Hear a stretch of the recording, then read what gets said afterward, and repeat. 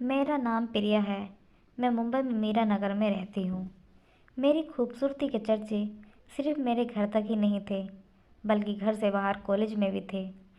अपने नाम की तरह मैं बहुत ही खूबसूरत थी। मेरा रंग बिल्कुल दूध सा सफ़ेद गुलाबी गाल थे। जब मैं हंसी तो मेरे गालों पर डिंपल पड़ जाते थे। मेरी खूबसूरती कमाल की थी, लेकिन कभी कभी जैसा हम सोचते हैं वैसा नहीं होता। मेरी शादी मेरे माँ बाप ने एक बहुत ही अमीर घराने में कर दी।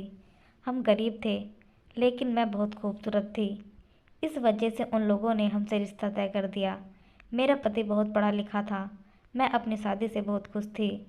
छोटे से घर से उठकर एक कोठी में आ गई थी। यहाँ कई कई तरह की सुविधाएं मौजूद थी। खाना बनाने के लिए एक खूबसूरत किचन था। सफाई के लिए नौकर थे। मेरे पहनने के लिए तरह तरह के कपड़े थे। लेकिन इन सब बातों में मैं एक बात भूल रही थी। शादी की पहली रात मेरे पति ने मुझसे शादी वाला काम करने से इनकार कर दिया और कहा कि मैं थका हुआ हूँ, मैं सोने जा रहा हूँ, तुम भी सो जाओ। मैं यह सोचने लगी, इतनी खूबसूरत लड़की जो शादी वाली रात और भी खूबसूरत लग रही थी, उसे कोई मर्द कैसे इस तरह मना कर सकता है। मैंने सोचा यह सच में थक गए होंगे, इसलिए सो गए। मैं भी कपड़े बदल कर सो गई। लोग मेरे हुस्न की तारीफ बहुत ज़्यादा करते थे, लेकिन मेरे हुस्न के मुकाबले में मेरे पति मेरे आगे कुछ भी नहीं थे। लेकिन फिर भी मेरे साथ उसका व्यवहार अजीब सा था। मेरा भी दिल चाहता था कि और लड़कों की तरह मेरा पति नाज नखरा उठाए, मोहब्बत से अपनी बाहों में भर ले। लेकिन शायद यह सिर्फ मेरे दिल की ही तमन्ना थी, जो दिल में कहीं दबकर रह गई। वह प्रिया जो शादी से पहले एक हसीन जिंदगी जी रही थी, आज मेरी जिंदगी बर्बाद हो गई थी। मैं एक हिरन की तरह हर रात तैयार होकर अपने पति के आसपास रहती, लेकिन मेरा पति कभी मेरा शिकार नहीं करता था। मुझे शक होने लगा था कि मेरे पति में कोई कमी तो नहीं। मैं उनसे पूछ भी नहीं सकती थी। शादी के बाद मेरी ज़िंदगी बिल्कुल ख़राब हो गई थी। मेरे पति काम के सिलसिले में अधिकतर बाहर ही रहते थे। मेरे घर में मेरी सास और मेरा एक देवर रहा करता था। मेरे कमरे के साथ मेरे देवर का कमरा था। मेरे देवर का नाम समीर था। समीर आजकल घर में ही रहता था। वह नौकरी की तैयारी कर रहा था। मेरे दिन बहुत मुश्किल से गुजर रहे थे। किसी भी काम में मेरा मन नहीं लग रहा था। सारा दिन यही सोचती रहती कि अब क्या करूं। मेरे पास करने के लिए कोई काम नहीं था जिससे मेरा दिल बहल जाए। मेरे अंदर का एहसास उमड़ उमड़ कर बाहर आ रहा था। मेरा भी दिल चाहता था कि मेरे पति मुझसे प्यार मोहब्बत वाली बातें करें। एक रात मुझे नींद नहीं आ रही थी। मैं पानी पीने के लिए उठी और जैसे ही समीर के कमरे के पास से गुजरी, मुझे समीर की अजीब अजीब आवाज़ें आ रही थी। मैंने देखा दरवाज़ा थोड़ा सा खुला था।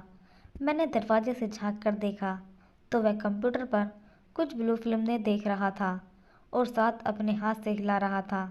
मैं बहुत हैरान थी, लेकिन मेरी आंखें फटी की फटी रह गईं। अचानक मेरा हाथ दरवाजे पर लगा और मैं डर कर अपने कमरे में आ गई। समीर को पता नहीं चला बाहर कौन था। अब मेरे दिमाग में यह घूम रहा था कि समीर मेरा शिकार करना चाह रहा था। कुछ देर ऐसे ही बैठी रही। फिर मेरे दिमाग में बात आई, जब अपना शेर शिकार करने के काबिल ना हो तो उसके भाई से शिकार हो जाना बेहतर है।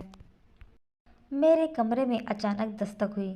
मुझे लगा कि मेरी सास होगी, लेकिन जैसे ही मैंने दरवाज़ा खोला तो सामने समीर खड़ा था। मेरा दुपट्टा भी सिर से उतर गया था।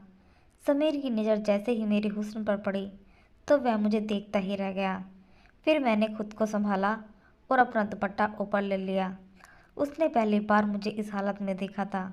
पहले कभी समीर मेरे कमरे में नहीं आया था और जैसे ही मेरे कमरे में आया, मैंने उसे बैठने को बोला और कहा कि मैं तुम्हारे लिए कुछ खाने को लेकर आती हूँ।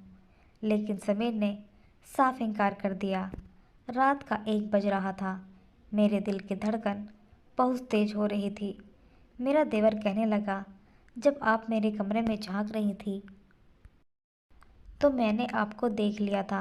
मुझे एसी में भी पसीना आ रहा था। समीर कहने लगा, भाभी मैं जानता हूँ आपको क्या चाहिए? मैं आपको एक बात बताना चाहता हूँ कि मेरा भाई नामर्द है और आपके साथ उसकी शादी इसलिए की थी कि आप गरीब घराने से ताल्लुक़ रखती हैं और मेरे भाई की दुनिया वालों के सामने इज्जत बनी रहेगी। यह सुनकर तो जैसे मेरी जान ही निकल गई। इतना बड़ा धोखा मुझे उम्मीद नहीं थी, लेकिन अब यकीन हो चुका था। मैं अपनी किस्मत पर रो रही थी। समीर ने मुझे मेरी बाजू से पकड़ लिया और कहा, आप इधर बैठिए, और मुझे दिलासा देने लगा। लेकिन मैं भी जानती थी कि समीर मेरा शिकार करना चाहता है। समीर दिखने में बहुत ही ज़्यादा खूबसूरत था। वह अपने भाई के मुकाबले में बहुत ही ज़्यादा प्यारा नज़र आता था। खैर, मैंने समीर से पूछा, आज तुम मेरे कमरे में कैसे आ गई? पहले तो कभी नहीं आए। कहने लगा, भाभी, बस मैं आपको क्या बताऊं, आज मुझे आपकी बहुत याद आ रही थी। मेरा दिल चाह रहा था अपने सारे पल आपके साथ गुजार दूं। समीर की ऐसी बातें सुनकर तो मुझे बहुत हैरानी हुई कि आज मुझसे यह कैसी बातें कर रहा है। फिर वह मुझसे कहने लगा, अगर मेरा आपके कमरे में आना अच्छा नहीं लग रहा तो मैं यहाँ से चला जाता हूँ। मेरे दिल में अजीब सा एहसास जाग रहे थे, क्योंकि अब मैं भी शिकार होना चाहती थी। मैंने कहा, नहीं समीर, ऐसी कोई बात नहीं, तुम जब चाहो मेरे कमरे में आ सकते हो। फिर मैंने कहा, मेरे पास आकर बैठ जाओ। जैसे ही मैंने उसे अपने पास बैठने को कहा, उसकी आंखों में एक अजीब सी चमक दिखाई देने लगी। भाभी, बस सारा दिन बहुत बोर हो जाता हूँ। मैंने दिल में कहा कि मैं तो तुमसे भी ज़्यादा बोर हो रही हूँ। एक तुम ही तो हो जो मेरी अंदर की आग को बुझा सकते हो। कहने लगा, अम्मा तो सो रही हैं, सोचा आपके साथ आकर गपशप कर लेता हूँ। और पूछने लगा, भाभी, भैया कब तक आएंगे? मैंने कहा, वह 1-2 हफ्ते में आ जाएंगे। मैंने समीर से पूछा, तो तुम ऐसे क्यों पूछ रहे हो? ताकि हमारे बीच कोई ना आ सके। मैंने अपने देवर से पूछा, मतलब क्या है तुम्हारा इस बात का? उसने मेरे दोनों हाथों को थाम लिया। मैं समझ चुकी थी कि मेरे साथ किस बारे में बात कर रहा है। फिर समीर मुझसे कहने लगा, भाभी प्लीज़ मेरी मदद करें कि शायद उसे किसी चीज़ की ज़रूरत हो। मैंने पूछा, समीर, तुम्हें क्या हुआ है? तुम्हें क्या चाहिए? कहने लगा, भाभी प्लीज़ मुझे सुकून दे दो। मुझे उसकी सारी बातें समझ आ रही थी कि वह मुझसे क्या मांग रहा था। मैंने उसके अंदर कुछ तब्दीली नोट कर ली थी। मैं उसकी हरकतें देख रही थी। मैंने उससे वादा किया कि यह बात सिर्फ तुम्हारे और मेरे दिल में रहेंगी। तुम्हारे भाई को इस बारे में पता नहीं चलेगा, वरना वह मुझे तलाक दे देंगे। उसने मेरे साथ वादा कर लिया। अब वह मेरे और भी करीब आ गया और बोला, भाभी, मुझे यह गंदी फिल्में देखने की लत लग गई है। ना चाहकर भी अपनी इस आदत को छुड़ा नहीं पा रहा हूँ। प्लीज़ आप मेरी इस आदत को छुड़ाने में मदद करें। प्रिया तो कुछ और ही समझ चुकी थी, लेकिन उसका सारा भ्रम अब दूर हो चुका था। प्रिया अब उदास हो गई थी कि उसे जिस्म सुख कभी नहीं मिलेगा, लेकिन उसने अपने देवर की उस गंदी आदत को छुड़ाने में मदद की और कुछ ही दिनों में उसने वह आदत छोड़ दी थी। एक दिन पता चला कि घर लौटते वक्त उसके पति की मौत हो गई। यह सुनकर तो प्रिया की जैसे दुनिया ही खत्म हो गई। समीर ने अपनी भाभी को संभाला और माँ के कहने पर उसने अपनी भाभी से शादी कर ली। समीर ने प्रिया को हर तरह का सुख दिया और दोनों एक दूसरे के साथ बहुत खुश थे।